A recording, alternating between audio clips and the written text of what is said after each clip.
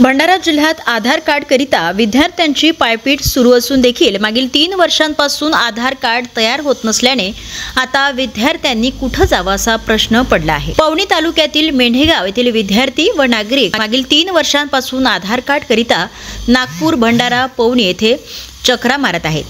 10वीच्या बोर्डाचा फॉर्म भरण्याकरिता आधार कार्ड आवश्यक असल्याने विद्यार्थ्यांनी जिल्हाधिकारी कार्यालयाचे उंबरठे झिजवले, पण त्यांचे आधार कार्डच बनत नाही। मागील 3 वर्षांपासून मेंढेगाव येथील 20 ते 30 लोकांचे आधार कार्ड रिजेक्ट होत असून या संदर्भात भंडारा जिल्हाधिकारी कार्यालय नागपूर येथील कार्यालयात फिरून देखील आधार कार्ड तयार होत नाही।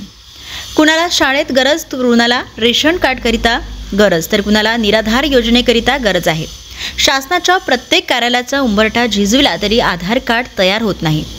आधार कार्ड विना विद्यार्थ्यांचे भविष्य काय असा प्रश्न उपस्थित होत आहे। तर दुसरीकडे मेंढेगाव येथील नागरिकांना प्रश्न पडला आहे की आम्ही या देशाचे रहिवासी आहोत की नाही। त्यामुळे या विद्यार्थी नागरिकांचा आधार कार्ड कोण तयार करून देईल याकडे सर्वांचेच लक्ष लागले आहे। विरासूर मी आता 7वी मध्ये शिकते। मला आधार कार्डची खूप गरज आहे। स्कॉलरशिपला पण आधार कार्ड नाही जमत, पासबुकला पण आधार कार्ड नाही जमत। मग आधार कार्ड शिवाय होत नाही, मग करावं तर कसं करावं। मला सर लोक म्हणतात अपडेट मारा, पण आम्ही भंडाराला गेलो, नागपूरला गेलो, कलेक्टर काही गेलो, पण होत नाही। प्रोसिजर करा म्हणते, पण होतच नाही। आम्ही करावं तर का करावं जीवनात। सूर आणि मी मेंढेगाव इथे राहते। मी शिक्षण घ्यायला भिवापूर इथे जाते।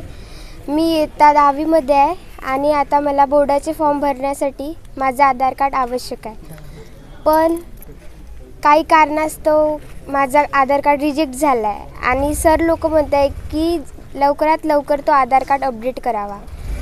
जर मला प्रॉब्लेम आलेच 10वीत, आता जर मी इतकी प्रयत्न करत आहे आणि इतका अभ्यास करून पण जर माझा म्हणजे परीक्षेला बसू नाही दिलं तर माझा किती लॉस। इतका प्रयत्न करूनसुद्धा माझा जर बोर्डाच्या परीक्षेला मला बसू नाही दिलं तर माझं काय होणार। आता सध्या 3 वर्ष झाले आणि मी पहिल्यांदा तर पवनीला चालले। पवनीला आले, 2-3दा अपडेट केलं, पण त्यांनी सांगितलंच नाही, रिजेक्ट दाखवत होते। मग अजून म्हणे का भंडाराला जा।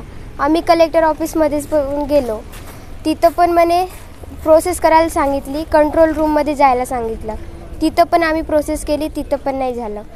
मग अजून पावसाळ्यात मागच्या नागपूरमध्ये गेलो, मानकापूरमध्ये, तिथं सांगितलं की आपल्या राशन कार्डवर पूर्ण फोटो चिपकून सही सिक्का आणावा, पण तसं नाही होऊ शकत असे आपले तहसीलदार म्हणाले। तिथून वापस आलो, अजून आता पवनीला प्रोसेस करत आहे, तिथं पण नाही होऊ शकत म्हणते। आता आम्ही जायचं कुठं। तुमचं नाव सांगा। सीमा मनोहर मोहिते, मेंढेगावचे मी।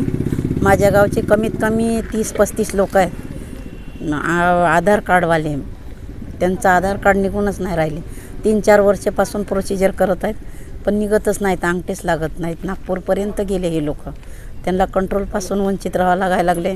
आता 10वीचे पेपर आहेत मुलांना, ते पण आता बसू देणार नाही म्हणून सांगितलेलं आहे। आता हे जायचं कसं, कुठं जायचं आणि कसं जायचं, एवढीच विनंती आहे माझी। ह्या लोकांचे अपडेट मारून ह्या परीक्षेला लहान 7वीचे 8वीचे मुलं आहेत, वयस्कर आहेत, पेन्शनचे ह्याच्या बाबतीत सुद्धा ते अपडेटच मारून आणा म्हणत आहेत। आता ते अपडेट होऊनच नाही राहिले, थंब लागतच नाही। डोळ्याचं पण केलं थंब, आणि प्रत्येक भिवापूर, पवनी, भंडारा, नागपूर सगळीकडे फिरून आले हे लोक। मग आता जायचं कुठं हा पहा आता।